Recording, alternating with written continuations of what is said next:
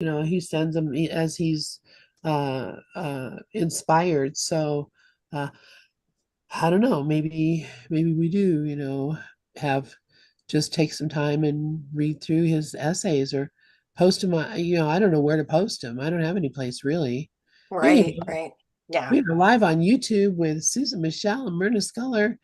Surrender to joy. This mic is all yours. Hi, this is Susan Michel. I am here in Western Massachusetts. It is great to be here as always. I am the author of Surrender to Joy from Suicide to Serenity. I teach the transformational truth of A Course in Miracles, which we are all here to study, to learn, to embody the knowledge of. And I am here with my good friend and soul sister, Myrna Skoller from Raton, Florida. Myrna is the author of Private Lessons with Jesus, along with quite a few other books, which is a great complement to A Course in Miracles workbook for students. How are you today, Myrna? Very well, honey. I'm just fine. And just good to hear your voice, good to connect again, and to start this day off really feeling very, very wonderful about what we do, about what we know, about what we speak about. So it's good to be back with you here. Yeah, yeah. After the big 4th of July holiday, my husband and I were out on the boat just about every day last week. So, and the weather was really nice. So that was lots of fun. And I think I will start with the introduction of my book, which states and before I start, I love our shares back and forth. I do see a few other people in the room. So if anyone has anything to share, I love, love, love to hear everybody shares. Just let us know and raise your hand. And I'd love to hear any thoughts. So I will start the day with the introduction of my book. My book states, My passion is God. God is love and joy and beauty. He is all that is good in the world. Everything else is our own miscreation. When we are filled with joy, we are connected to God. When we are not joyful, we have lost our connection to all that is real. This is my message. It can be clarified with 3 simple words: surrender to joy. There is nothing to find. All we need to do is surrender.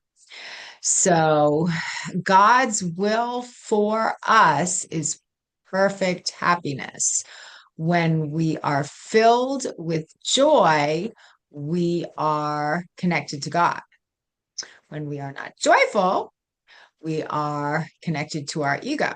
I mean, that is the foundational principle of A Course in Miracles. Only the love is real.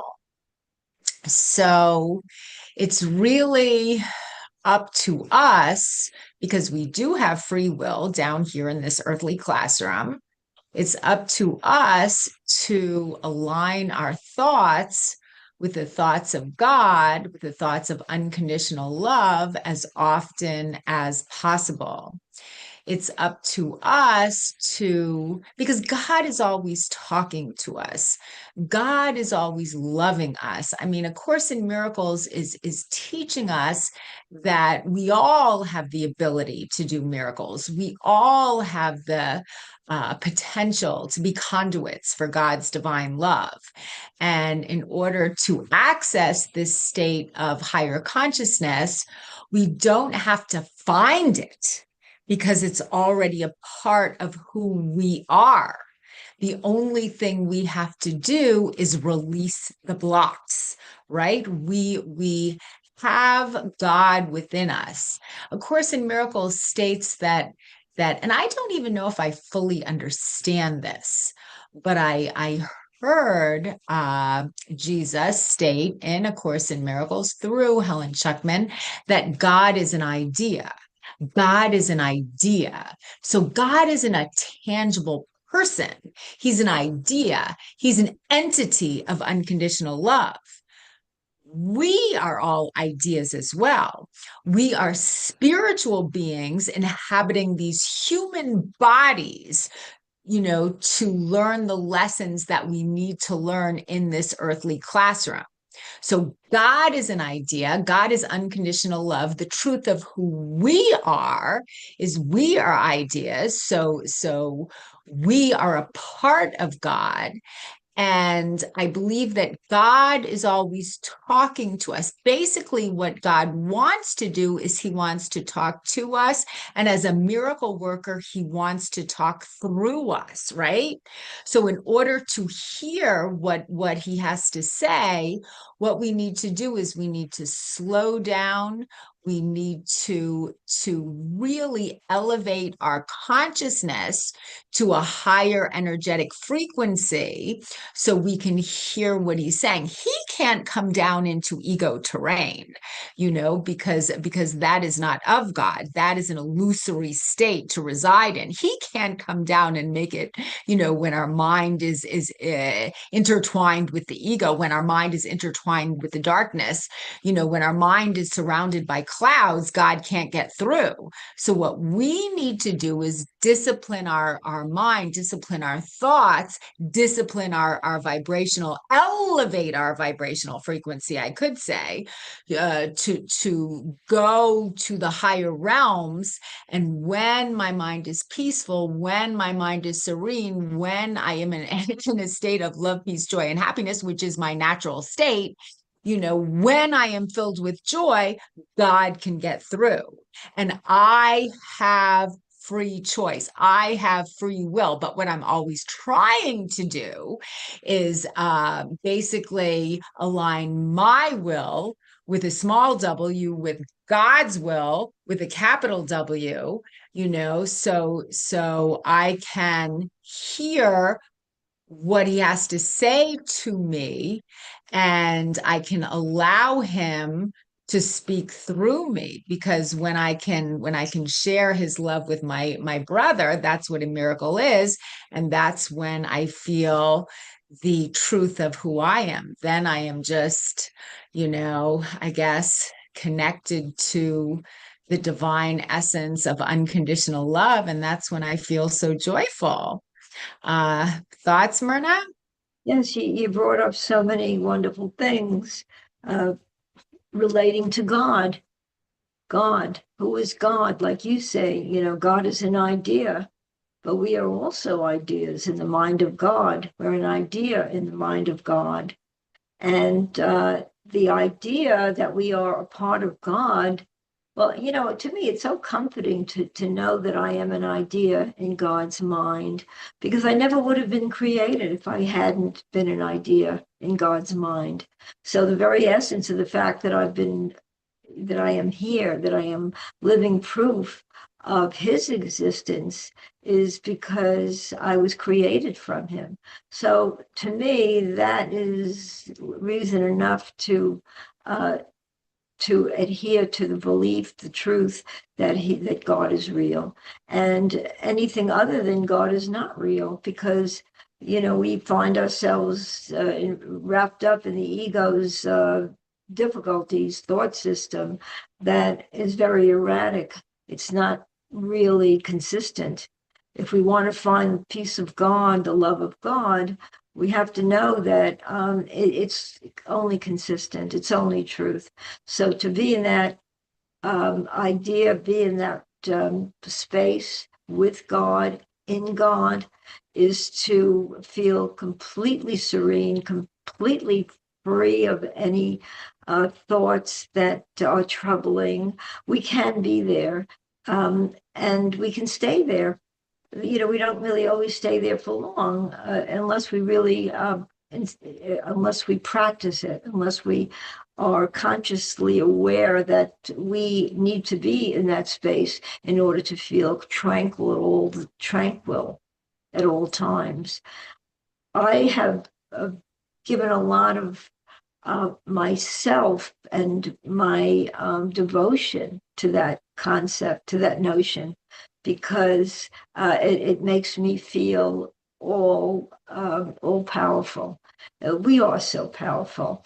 Today's lesson, or yesterday's lesson. Well, I don't. What is today's? I think today's lesson. I feel the It's love of God. 189.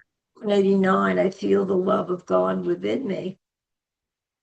And, that too tells us that, that there's nothing else to feel except the light. We come to this earth with the light that God has given us. And the light is really powerful enough to extend beyond the limits of what we can possibly imagine.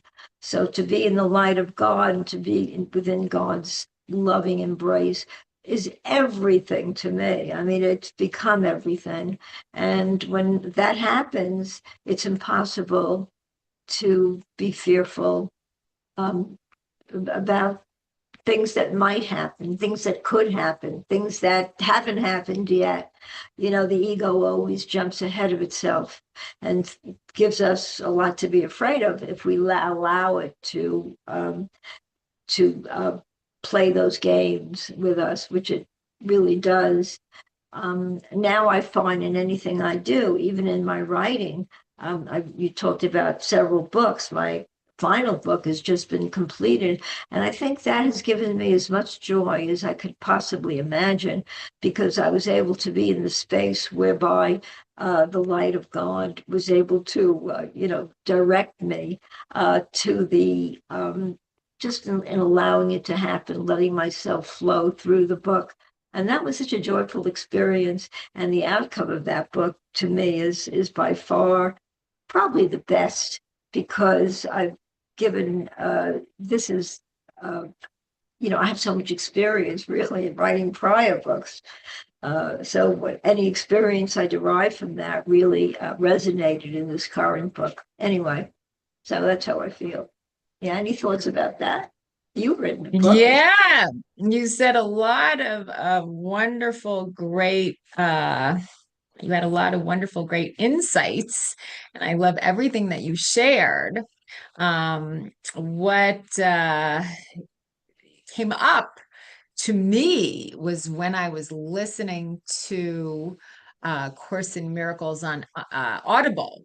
This one Course in Miracles excerpt really hit home. And something you said reminded me of it. I can't quote your exact words, but Course in Miracles states, be humble before God, but great in Him.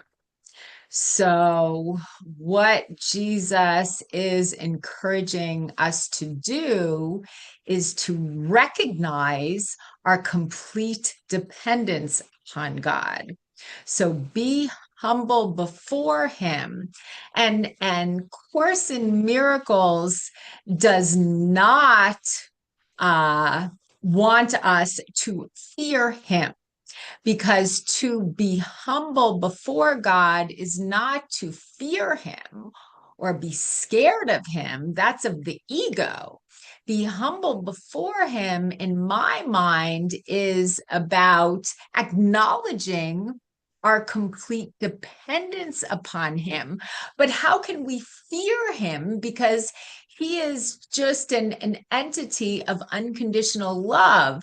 So to recognize our complete dependence on Him, so to be humble before Him, to recognize the fact that we need Him, to recognize the fact that we are nothing without Him, is a first step.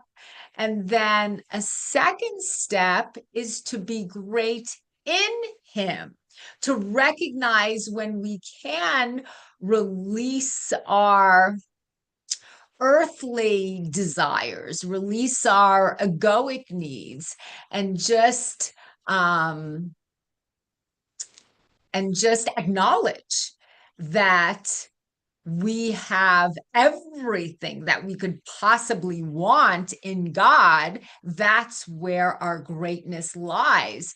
So I just love that sentence, that line from A Course in Miracles. Be humble before God, but great in Him. It's like that Marianne Williamson poem. Our deepest fear is not that we are inadequate. Our deepest fear is that we are powerful beyond measure, but we're not powerful out of the ego. We're empowered from God, and so when we can just connect with that unending essence of empowerment and joy and love. It's just such a beautiful state of mind to step into, you know? And then you brought up today's lesson, Myrna, and it's funny because I actually have your book, as you know, right in front of me. I opened up in your book and I opened up to page 169, which has the lesson of the day, The lesson one. 189, right? I understand, but in your book, what I said is I opened up to page 169 Oh, in your book, and on page 169 was lesson 189. That's absolutely correct. I feel the love of God within me now, and I love, love, love what you wrote, because what you wrote here, what Jesus wrote through you, I should say, is actually what I was talking about a couple minutes ago, how we have to elevate our frequency to his level in order for him to get through to us. He can't come down into the darkness. We have to elevate our mind to the light. And when we can elevate our mind to the light, he is able to speak to us. Well, he's always speaking to us. I should rephrase that a little bit. We are able to hear him. God is always speaking to us, but when we are in egoic territory, we can't hear what he's saying. In order for us to hear the beauty of his words, we have to elevate our frequency to the light. And when we can elevate our frequency to a higher level, then we can hear what he is saying to us. And that is so beautiful. And that's exactly what you wrote, or Jesus wrote through you in lesson 189. I feel the love of God within me now. Maybe I can read a little bit and then you can pick it up. I mean, this is so beautiful, Myrna. So what you wrote, God's love is with you always. He is always with us, always, always. Even when our mind is in a funk, even when we're in egoic territory, even when we're criticizing, condemning, judging, he's still with us. It's just we can't hear him. So you wrote, God's love is with you always. When you want to feel such love, it is easy. Uh, all you need do is place yourself in his frequency with a capital H and a capital F. The activity of the day is put aside. You leave your chaotic thoughts behind and you feel the loveliness of a calming peace. So we release our egoic thoughts, we release our condemnation, we release our judgment, we release, all this negativity, and we just accept the moment exactly as it is, and we can hear him. We need to slow down. We need to still our mind. And actually, I kind of said that off the cuff, and the next line that you wrote is, your mind is still and your thoughts are quiet.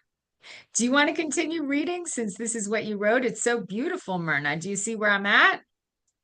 yes. Okay. This is a meditative state whereby God's presence cannot be denied. You can feel the comfort of God's angels sent to nurture you as you open your heart to receiving them.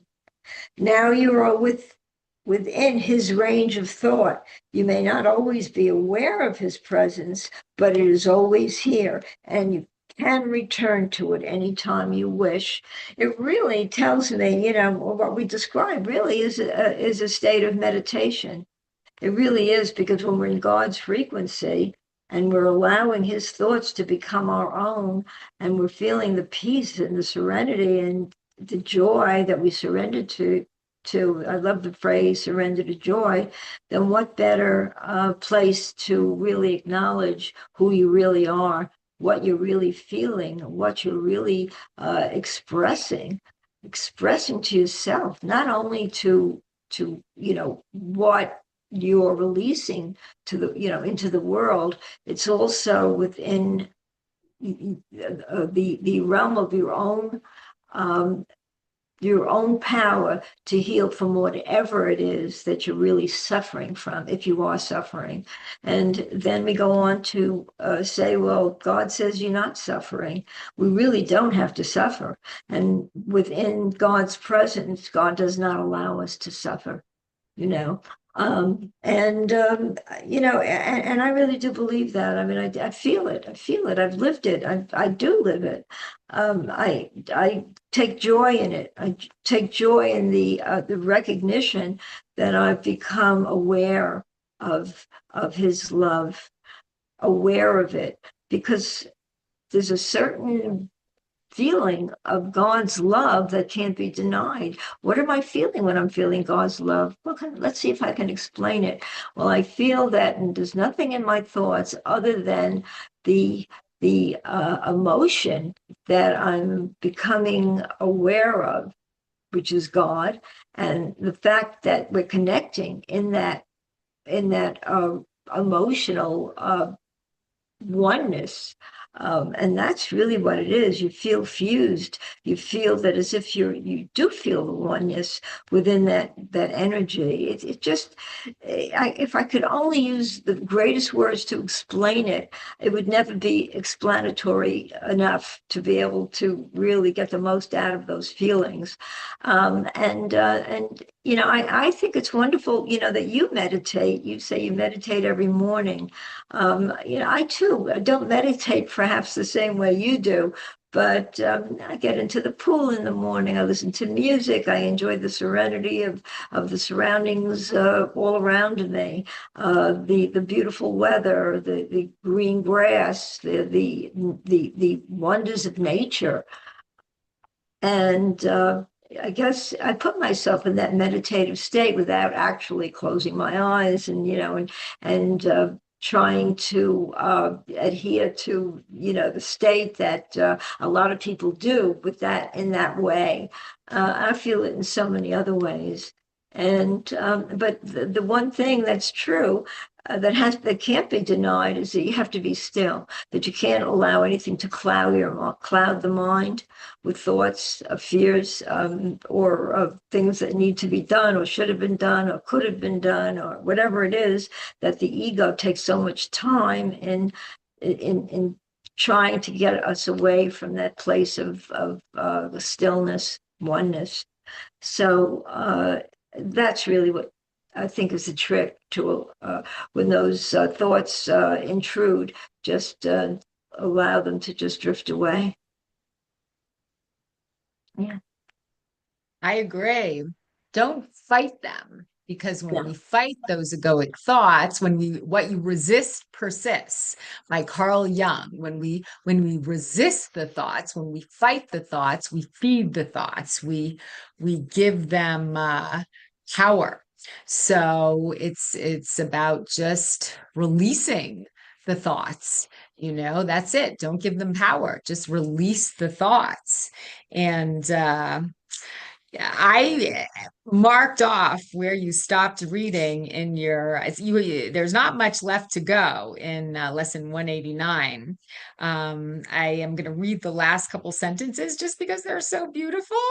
You wrote, God is in full view when you go within and hear him speak his thoughts, which are also your thoughts. I mean, his thoughts, which are unconditionally loving, God's thoughts, which are unconditionally loving, are also my thoughts.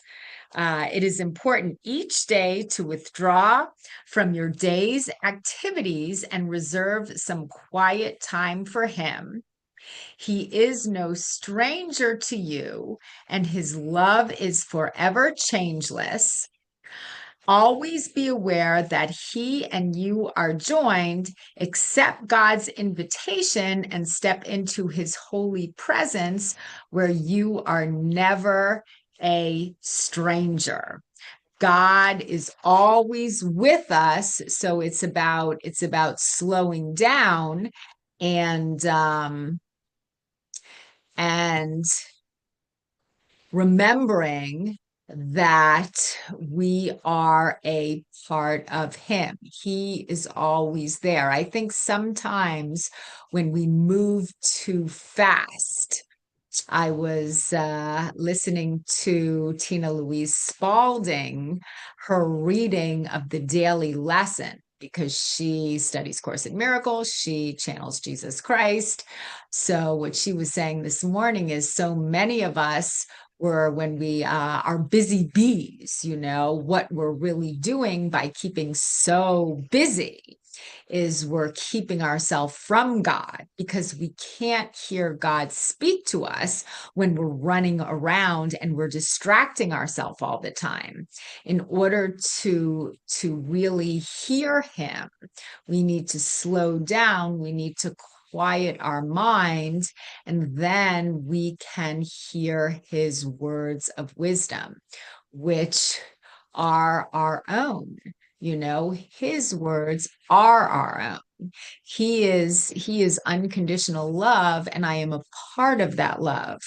But I can't hear the clarity unless I choose to slow down and listen. So you have your way of meditating, Myrna, and I think that's beautiful. I have my way of meditation. Sometimes it's a formal meditation. I mean, most mornings lately, I haven't been as religious or as strict about my meditations as usual, because it's been getting hot so early here. So I wake up at 6:30. It's already 75 degrees. So I try to run as early as possible before it gets too hot. But when the weather cools down, I'll be better about my meditations, because I love my morning meditations. But I guess there's many ways of connecting to that higher energy. However, as you just so astutely, so wisely pointed out, Myrna, when we are suffering, when we are in pain, when we are sacrificing, we are not aligned with God. That is an important point to remember, because sacrificing, although so many of us were taught when we were growing up that God requires sacrifice, that's what the traditional Christian church teaches, or at least that's what my traditional Christian church taught me when I was growing up, that God requires sacrifice. I mean, think of it, and you go to the church, you're sitting in the pews, and in front of you, in the front of the church, there's that cross, and there's Jesus, his skinny little body with nails through his hands, a nail through his feet, blood gushing out of his rib cage. That's the ultimate sacrifice. And if Jesus is my role model, which he is, and he had to sacrifice his life in pain because I was a sinner, well, obviously, then that's what I was taught was required of me. However, this is not true. A Course in Miracles makes it very clear this was a mistruth taught by many churches who did not hear the message of Jesus clearly. When we are sacrificing, we are in ego terrain. When we are sacrificing, we are in ego territory, because God never requires sacrifice. God, when we are truly connected to God's divine grace, we are going to feel empowered. We are going to feel joyful. Just remember the last time that you experienced a miracle. I mean, how did you feel when you extended God's divine love to your brother? Did you feel just completely exhausted after the miracle? Wow, that miracle really took it out of me. I think I'm going to have to, no, that's not what happens. When you experience a miracle and God channels his divine love through you, you feel empowered, you feel alive. Everything you give to your brother, you feel within yourself. A miracle is a win-win. So really, that is one of the major points in A Course in Miracles, which differentiates it from the traditional church, that God is all about empowerment. God is all about joy. And when I am truly connected to God's divine love and I extend his love to my brother, I don't lose his love. I don't lose his love. I gain his love. I extend it to my brother, but that's why giving and receiving are the same, because I give it away in order to keep it for myself. I give it away in order to have it. There's no win-lose. That doesn't exist. That's sacrifice. That's ego. It's only win-win.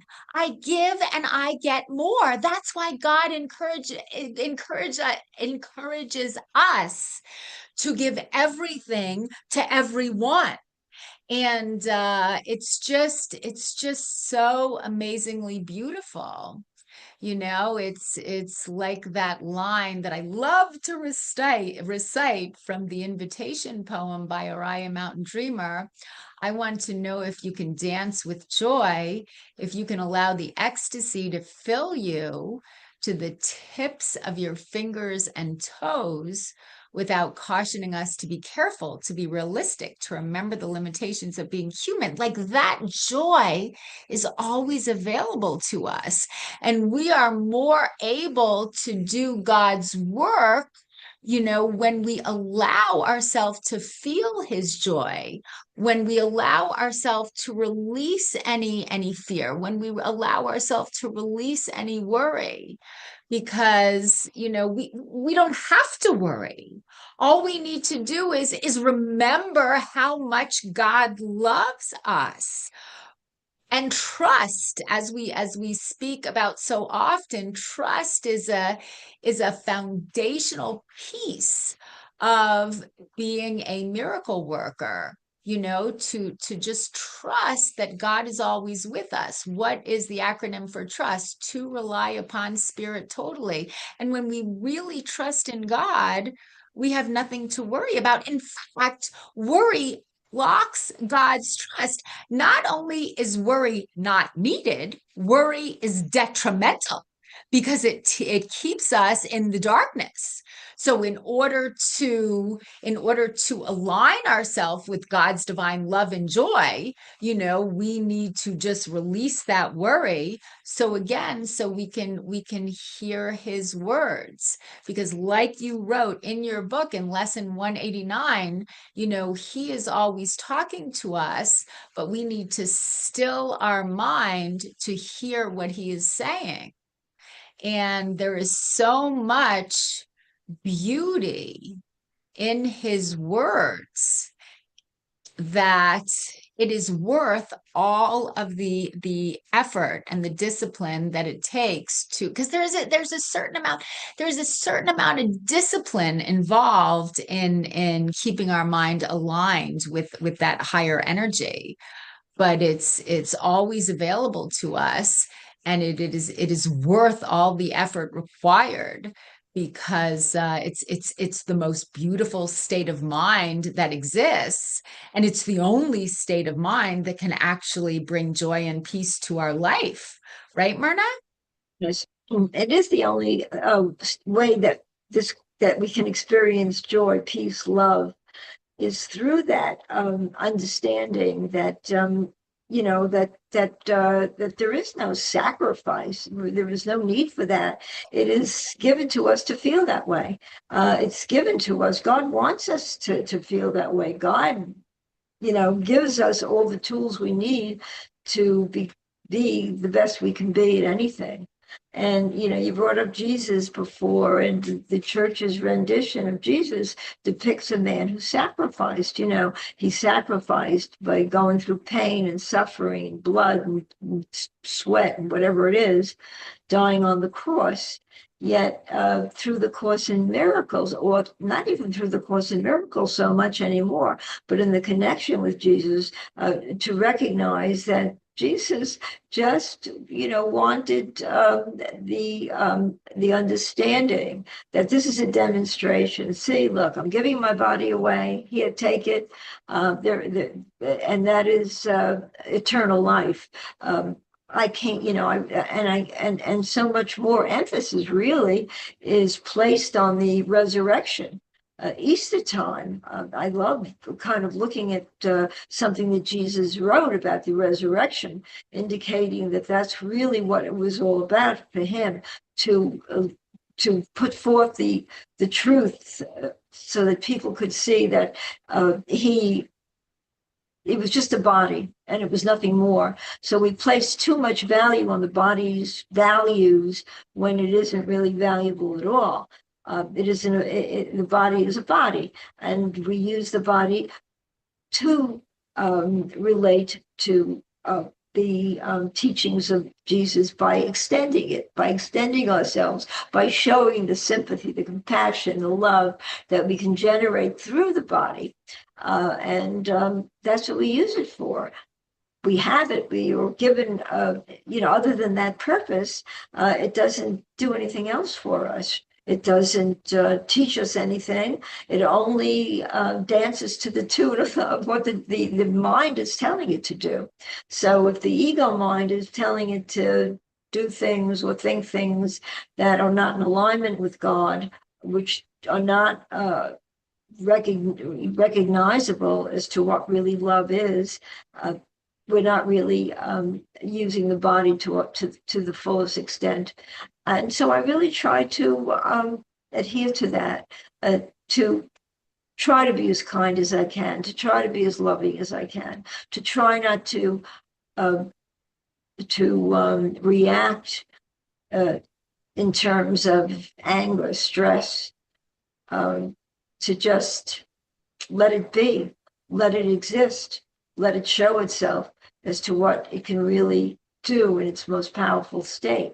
And that is to understand that we are creatures of God, and we're given the body through this lifetime to express that through the body. Yeah. Yeah. I mean, definitely it's all about being kind, as Ken Wapnick used to say quite often.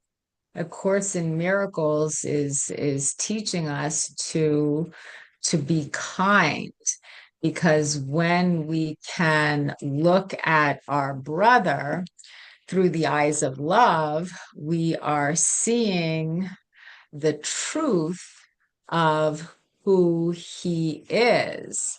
And yeah, it's definitely a daily discipline. It's a daily challenge. I mean, I'm looking down at my book right now at the first couple of lines in the lesson of the day in actual Course in Miracles workbook. What Jesus writes in A Course in Miracles, he writes, "There is a light in you the world cannot perceive." Like we can't find our true joy in the world. We need to find that joy within ourselves first, and then extend that to the world. It's not the other way around. It's not that we will see it when we believe it. It's that when we believe it, we will see it, because the external world is only a reflection of an internal condition. All thought creates form on some level, so we're constantly creating our own experience in life. There was this really interesting YouTube video that a friend of mine sent me this week, and I listened to it 3 times. It was a 6-minute video, and it wasn't a Course in Miracles video, but it did have to do with Buddhism. And there's a lot of commonalities between Buddhism and A Course in Miracles, because the truth is the truth is the truth. I mean, Jesus clearly tells us in A Course in Miracles that it is not the only path to heaven, but it is one clear path to heaven, and it is my path to heaven, heaven being a state of mind of peace, love, joy, and happiness. But there are different paths. There are different clear paths to get there, and I believe that Buddhism is one of them. I think there's a lot of clarity in Buddhism. So this particular video was comparing Buddhism to the law of attraction by Abraham Hicks, that is channeled through Esther Hicks. So I guess it's Abraham. Abraham is a group of souls, and this group of souls that called themselves Abraham channeled themselves through this lady called Esther Hicks. And she is a law of attraction speaker, and she's really wonderful in so many ways. In my mind, I have been questioning her philosophy for quite some time, because A Course in Miracles is teaching to be fully accepting of the present and to release desires. And that's what Buddhism states. Buddha stated that the desires that we have of the world are the cause of our suffering. That's the way she phrased it. The desires that we have of the world are the cause of our suffering. So Buddha taught to release desires. And in many ways, A Course in Miracles teaches that too. So I've always had conflicts about that. I've always had questions about that, because, A Course in Miracles, which I believe every word of, is telling us to be completely present in the moment and to release our desires. I believe the law of attraction, which Esther Hicks teaches, she's teaching us that we can be whoever we want to be. We can have whatever we want to have. It's all a matter of connecting to that state of mind within first before we see it in our environment, in our world. So this one particular YouTube video that I was listening to was contrasting the two, and it was extremely interesting. And what she spoke about is the fact that there's nothing wrong with desire, but you need to differentiate, she said, if the desire is of the ego or is the desire of God? Is the desire you have of your egoic self, or is the desire of God? And if the desire has to do with completing your purpose in the world, well, that's good, but if your desire has to do with proving your worth, then it's not so good. And she gave an example of a car too. And I thought of you, because you spoke about last week how you loved your car, and I think that's great that you love your car. And this girl on the YouTube video, she says, well, if you're going to buy a Porsche and you want the Porsche to impress your friends, to validate your worth, to show off how much money you have, well, then it's like an ego love, and that's really not going to make you happy if it's all about impressing people. She said, but if you really love this Porsche because you love the mechanics of it, you love the way it drives, you feel good when you're in it, well, that's fine, that's all well and good. And that kind of reminded me of you, which I think is so wonderful. And I thought that differentiated, the need to prove our worth with just, I guess accepting the fact that there are certain goals that we might have that are of God. And when we can express those goals and those desires, we feel more connected to the truth of who we are. Any thoughts on that topic, Myrna? Yeah, you described just now to me, I use the word passion. That's the word that I like, because if you can follow that passion for whatever it is, whether it's driving the car that you love being in, you're feeling passionate about it, because you just, like you say, because you just love the feeling that it's giving you. You've just attained something that you love, you're enjoying, putting it to good use. I really find that, and it's not just me. I've read that, to follow your passion, to follow your ideas can only lead you to really where you're supposed to be going, to follow that love, following whatever it is that you choose to do. I mean, we have so many choices in this world, but when we find what we like, and that it gives us the feeling of accomplishment, because we're doing something that we really want to do, that we're really enjoying doing. What could be better than that? And to follow that, what happens when you follow it? It only leads to other things. It only leads to more and more of the same. Not exactly the same, but it leads you through that wonderful sense of accomplishment and love into something exactly the same in feeling, in joy. And to find that, to me, is just a very good way to live your life, because it doesn't hold you back from anything. It doesn't make you fearful, because you're following something that you're given to do, whatever it may be. And it is a very joyful experience, to me, and for me lately, I mean, it's been all about writing. I just want to write. I don't know why. I just want to keep writing. And it's funny, when I was nearing the end of this book, my fear was, well, what am I going to write about now? There's nothing left for me to write about. But I know that it'll come. Whatever it is, it will come. Because it's always been that way. It's always been that way in my life, really. There's no sense to worry about it. Just keep following it. And it can't end. It just has to keep leading you into bigger and better things. That's what I believe. So, am I discovering something new within myself? Which I really think I am. So I guess it's never too late. There's always something to follow, something to live for and enjoy. So that's, yeah, maybe that'll be the next title of my book, would be Follow Your Passion. I don't know. Who knows? It'll come. Anyway.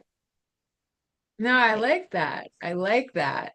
Lynn wrote in the chat room, she wrote, "Desire drives me to God." Yeah. That's very beautiful, Lynn. Thank you. And I guess responding to what you just shared, which is so incredibly clear, God is always guiding us. I mean, I love that. God is always guiding us. So it's about listening to what his guidance is directing us to do, which is guidance that is coming from our higher self. And in order to hear that guidance, we need to release any fear, release any negativity, release any worry, because when we worry, we're just again in ego terrain. We're just like God's voice is muffled, like the worry. I think they're like dark clouds. It muffles God's voice. But when we can just slow down, again, elevate our consciousness, trust that he is always guiding us, that's when we can truly hear what he's saying. And I think, I mean, for me, God's voice has never come through in like audible words. I've always wished that God would speak to me in audible words, so I was sure that I was doing the right thing, But God's voice has never come through in audible words. It's almost like feelings I get, I pray and I ask God for guidance, and the way he speaks to me, they're just in feelings that I get. So yeah, it's I'm very grateful that he is always there. And as I say so often here in Gather, Course in Miracles clearly tells us that the only meaningful prayer that we can pray is one of forgiveness.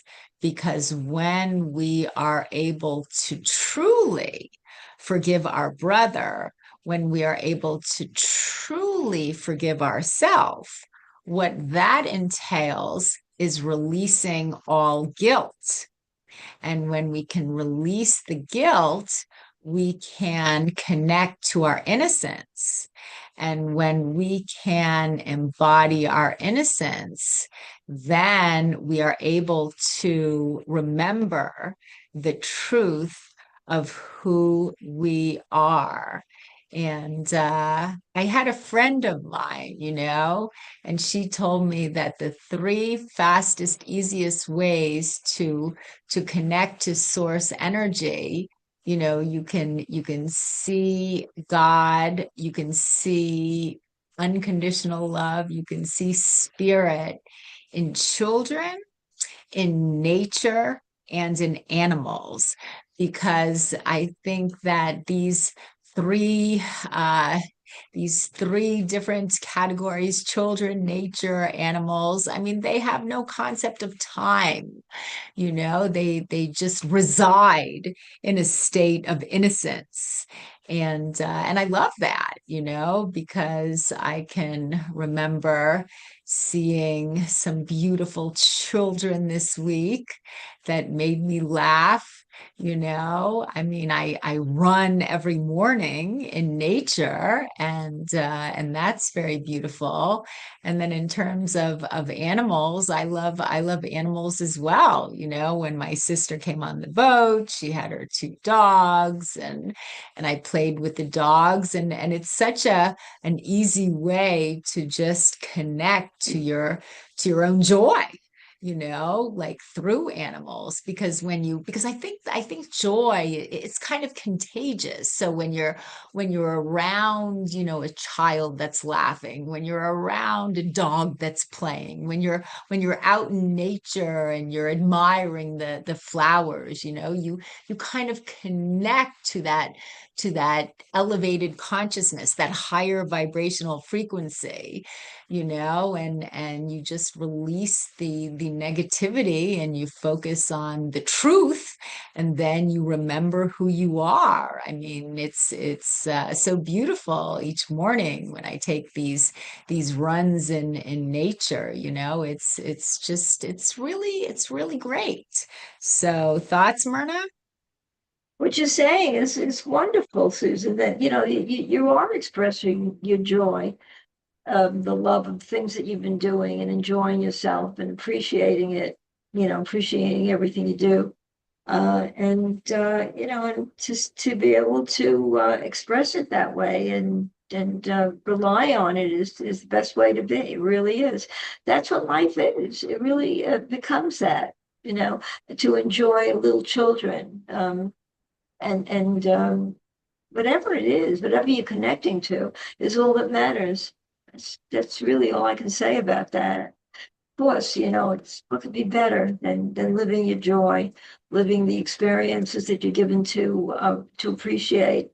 And but that takes understanding. That takes the willingness to want to know what it is that we need to do to keep in that realm of, you know, God consciousness, to stay within that place, you know.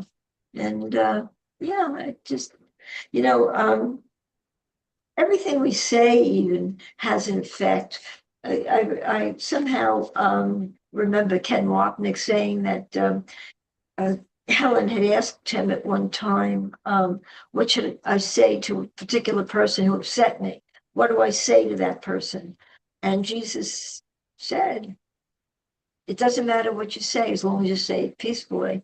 So in that place as well, I try to really remember that. Always, always, whatever it is you do, whatever you're saying, you know, just make it peaceful. If you're saying it, or if you're doing something, also make it peaceful. Peace is the best thing we can have, because within the love of peace, the feeling of peace, that's also of God. So. Right. Sometimes I think words are so unimportant. It's like, when I am speaking, am I coming from a place of love or a place of fear? Yeah. You know, I can remember in the past, so many times, you know, when I used to date before I got married, I was always trying my best to be like the perfect girlfriend. And sometimes when there were challenges in our relationship, you know, and I was trying to fix things, I would write out on a piece of paper what I was going to say, and I would plan on calling him and reading the words off the piece of paper. But then I realized it's not even what I'm saying that's the most important thing. It's if I'm saying the perfect words, but I'm coming from a place of fear, I really think that the person that I'm speaking to will pick up that energy, you know, or if I make a few grammatical errors and or I don't say the perfect, you know, words, and I'm coming from a place of love, the person that I'm speaking to is going to pick that up as well. So that's why it's so important to start each day aligned with the energy of love. And if we are going to make contact with someone, you know, if there are challenges in a relationship that we need to sort out, you know, we don't have to say the perfect words. We don't have to say the perfect thing. But if we come from a place of love, and for me too, it's about giving everything to God, because we are never alone. And God, spirit, Christ consciousness, you know, the power of unconditional love of God is always there to help us. So it's about coming from a place of love and surrendering to Christ consciousness, that is going to help us with situations in our life that are important to us. You know, I always pray before making contact with people that are important to me. I always pray before my time here in Pal Talk, and I know that I'm not alone. So yeah, it's just all really beautiful when we can remember how much love is available to us at each and every moment. So, any final words, Myrna? It's Well, 2:30. it's 2:30 and I've got to rush off. My daughter is here, but this has been Oh, wonderful. It's always great. yeah. I'm gonna go Yeah. Nice. yeah. So thank you. Thank you. Thank This you, has been, Susan. This was lovely. Thank it you. really was. It's always nice And as sharing. beautiful. And as the Course in Miracles says, nothing real can be threatened, nothing unreal exists. Herein lies the peace of God. The only thing that's real is the love, and I love you. And Stay thank peaceful. you, thank you. And I will now return the microphone to Lynn. Thank you guys so much. Excellent sharing and Thank you. blessings to you both. And we Thank will you. see you again on Friday. Bye. Is it Friday?